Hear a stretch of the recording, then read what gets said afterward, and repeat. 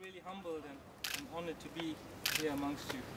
I was thinking really long and hard on what I'm going to do and what I'm going to say and all of that. So I thought I'll start off by singing a song, you know, which actually is related to the whole Channel 4 saga, you know, and then we take it from there.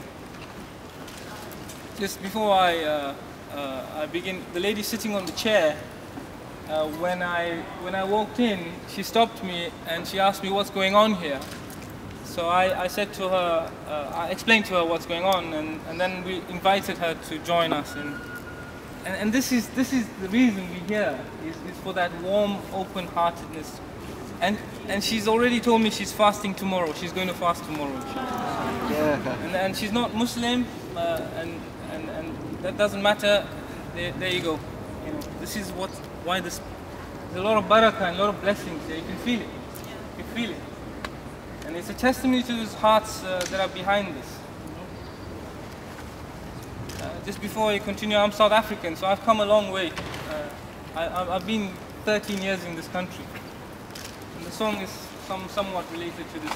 The true sentiment I'm trying to get across here. I've come a long, long way to sing you a song. Just so you and I can get along. See, when I landed on these shores, I loved what I saw.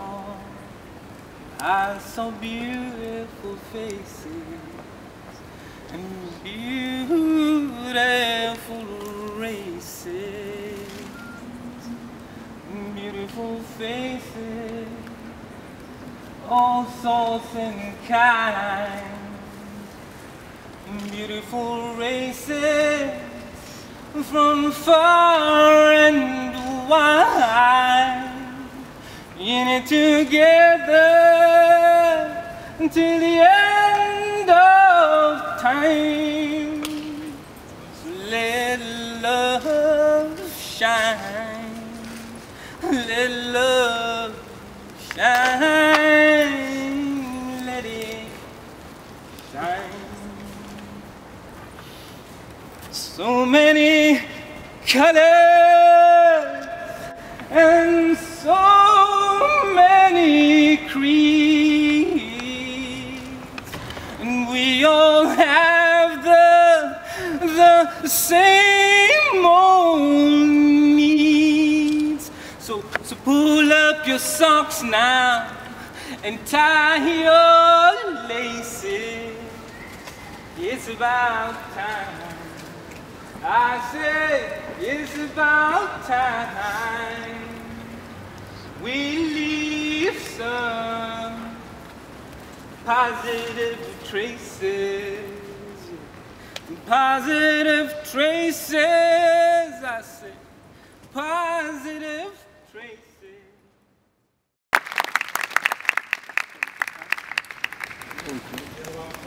It was so hot today, wasn't it? When I got home, my wife told me actually, she goes, I've never felt thirst to that degree today. You know, you can actually measure throughout your life. I felt thirst when I was in the desert one day, but she's telling me she just didn't feel thirst in that way today. Which brings me to a story my dad texted me, and it's about these two English blokes that were cruising in the desert, right? And they lost all their stuff, and for days they didn't have any food or water. And then in the distance, they've been walking and struggling in the sweltering heat, and they've seen a mosque. And Richard told Matthew, you know what, I got a plan. I'm going to change my name, because when we go to the mosque, we tell them, my name is Muhammad, and your name is Ahmad. Is that a deal? Matthew's like, nah man, I'm not changing my name for nobody, right?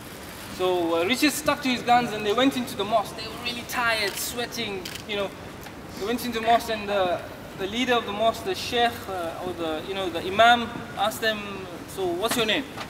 And Richard goes, my name is Muhammad. you know. And he asked Matthew, what's your name? And he said, my name is Matthew. So the Sheikh told all the companions and the people who were in the mosque, could you give Matthew all the food and drinks that you can possibly, you know, they were very hospitable to Matthew, and they told Muhammad, Ramadan Mubarak. You know? But the reason I shared this, it's funny, my dad actually sent this to me, you know, is because it's about perception. Richard thought that these are the kind of Muslims, and you know, he had a perception. Let's not go into too much detail, but the bottom line is, this Channel 4 thing, I did it when I got the call, can you do it? I was like, hell yeah. Why? Because I came to this land to make and to change perception 14 years ago. My mom was like, what you going to England for? I was a young boy in school, and I always said I'll go to England one day, and my friends at school used to take the mickey out of me. They used to actually call me London. They used to actually call me London. This was during my schooling career. And I always saw London as a beehive of the world, and the world looking towards London, and we have a responsibility here to change this world perception, and in this case, Muslims. Thank you for being here, you know, all the non-Muslims, because you don't have that problem. But there are millions of people who have the problem, not only in this country and the whole world. So I ask you and encourage you to just spread that notion, that true perception of what you know about Islam, right? About what you know about Islam. This shirt, I wore it deliberately, you know, because you would recognize, if you've seen the adhan, then you know, okay, that's the guy. I've been stopped in the street, right? But there was a Muslim lady who stopped me when another young man came up to me and said, are you the guy on Channel 4? I was like, yeah. She came, are you the one who did it? How could you do that? Shame on you. It's a Muslim lady, because her view, she can't see the bigger picture. And I said, I was fasting, I said, you know, 99.9% of the people are very positive about this, and you fall in the 1%, and that's okay. You fall in the 1%, that's okay. But the bottom line is, all the news channels around the world are picking up on the story. You know, I'm just honored and humbled to be that voice behind it, okay? And I was smiling. You see in the video, I don't normally smile and give adhan. Adhan is quite a fierce thing, right? It's really powerful. It comes from the depths of your soul. Allahu Akbar, Allahu Akbar. That you should check the meaning out, right? It's quite intense. In fact, the Muslims, they regard this as the highest form of spreading Islam. God is the greatest. Why God is the greatest? Because He created everything, not only the heavens and the earth, everything between the heavens and the earth. For crying out loud, if He didn't give me an elbow, I wouldn't be able to even bend my hand to feed myself. That's why God is great. That's only your elbow. Forget about the complexity of your pupils and the pumping of the gallons of blood of your heart perpetually throughout your entire life. And the sun never complained, oh, one of my pipes are blocked, I'm not going to spread any sunshine to it. So God is great. And that's only the first part of the adhan. So to have the opportunity to spread it on national television was fantastic. Getting back to the persona of it, we wanted it to be easy to digest. We're not imposing anything on anyone. So they asked me, could you shave your beard? I was like, no. Channel 4, could you shave your beard? I was like, I'll meet you halfway, all right? I'll trim it, okay? I will groom it just a wee bit. Yeah, I did. How much time we have? 1 minute, fantastic. Now, Bismillah. So, the bottom line is all good. A Turkish channel got in touch with me today. Al Jazeera already did an interview. Reuters did an interview. So, it's fantastic. But this is just one thing, and this is only a drop in the ocean of all the things that are yet to come. Every one of us has to do something. It's not about just me and my little, 15 minutes of fame.